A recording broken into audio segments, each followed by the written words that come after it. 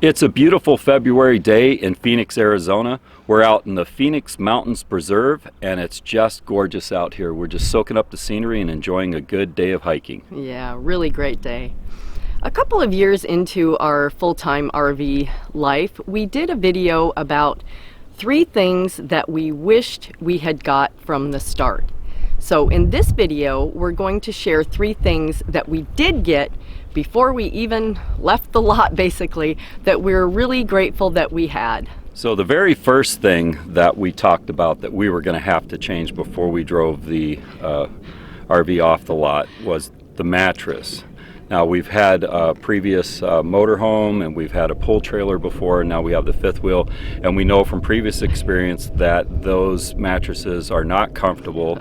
And just looking at the thing, I could tell that I wasn't going to enjoy living, a third of my life on that thing. Yeah, so we considered just using the mattress that we had in our house from our bed. We'd heard of other people doing that, and it was a, fairly new mattress, but it was huge. It was really thick. It was gigantic. Extremely heavy. Very heavy. And actually, even though it was a rather expensive mattress, it wasn't all that comfortable. Yeah, and we've been through a few of them like that where we spent a lot of money, and it's funny, like even one place I think gave us like 90 days to figure it out, and of course like probably 91 days after it was just really uncomfortable again. So yeah. So that wasn't an option. So. Yeah, so we ended up looking around, and I think we might have heard some other people talking about getting a memory foam topper. So we left the mattress that was already fitted, a king-size mattress in the RV, and we got the memory foam topper, and we put it on the top of that mattress. And yeah, before we slept in it a single night. Yeah, and I mean, we've done this now for 4 years on that thing, and I mean, I can definitely say it's no worse than the household ones that we had, and it's extremely better than it would have been. Yeah. So we've been very happy with it. Yeah, and there's not a whole lot of movement I either, really like it. Yeah, I mean, if one person gets up and the other, it doesn't necessarily wake up the other person. You can't really feel the movement through the bed. It really helps with that. And like Bernie said, he tosses and turns a lot and gets up. So it's been great. It's actually been the best mattress experience that I think we've had. Yeah, it's worked out really well for us, so we're going to stick with that. So the next thing that we upgraded before even leaving the RV lot were the hoses, the sewer and the water hoses.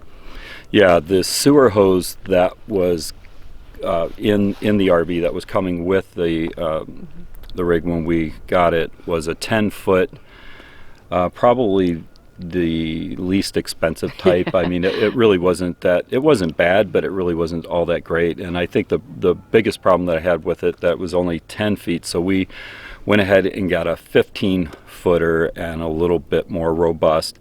And then eventually later on we purchased an additional 15 feet because we found that there were a couple times that we've needed quite a bit more, between 20 and 30 feet. So we have plenty now. And with the water hose, I didn't want the little standard 25-foot blue and white water hose that you see quite often. And so we went with a 35-foot long water hose rather than a 50, because they're kind of bulky. And so we went with 35, and it's got stainless steel fittings on the ends that I really like. They loosen and tighten very well. I've been able to get those off of every hose bib and faucet and thing that we've connected them to very well. So we've been very happy with that quite a bit. And then of course we do have a dedicated dirty hose, that we can use for back flushing and stuff like that, but that's just so different. we have been in many campgrounds where we have been grateful that we upgraded to those longer hoses, for sure.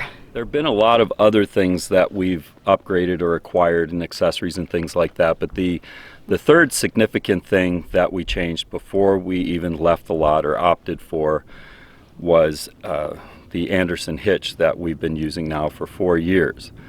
And we've done other videos on this that we've commented on about it, and it's just been wonderful. Incidentally, by the way, I do not get 1 penny. We do not get 1 penny from Anderson Hitch for saying this. This is just something that we have been using and we've found to do the job. And what attracted us to the Anderson hitch was that it's 100% aluminum, and so there's no grease needed, no rusting for attaching the fifth wheel kingpin, and it was very, very easy to install. Lightweight at about 35 pounds. Yeah. I can literally just hand it out with one hand to Susan, and then we've got our entire truck bed to use for whatever else we want. And I just didn't want to have a truck that seemed to be exclusively dedicated to pulling an RV all the time.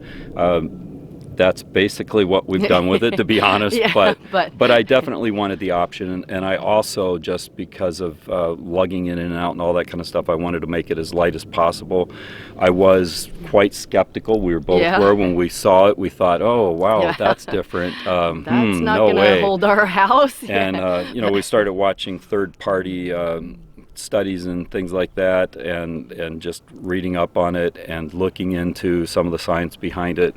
And we found that, wow, this thing has like, I don't know, it was like 55,000 pounds of, ability there, that it wasn't going to collapse. And I think there was one thing that they did when it did collapse, they put a toy hauler on it with a couple sand rails or something and took it on a trip even when it was bent and all these kinds of things. And, that a lot of that stuff, seemed a little hypey to me. But when I saw the little, I think it was a 10-year-old girl installing the thing on the video and stuff, I thought, gee, maybe I can do that. We've just been very happy with the ride. It doesn't pull, it doesn't jerk, it's just been very smooth, and we have been very, very happy that we chose that right from the start. Yes, definitely.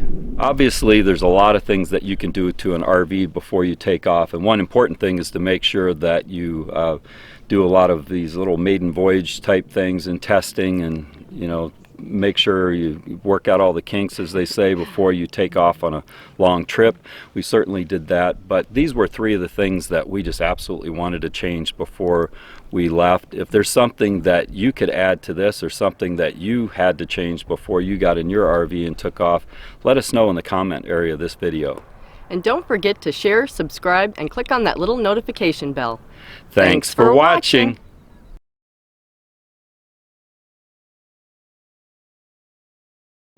We discovered some valuable information while hiking in the Phoenix Mountains Preserve. There is no poop fairy. Dog waste doesn't biodegrade like wild animal waste. It sticks around for a long time. Meanwhile, it contains harmful bacteria, pollutes groundwater, and smells disgusting on the bottom of a shoe.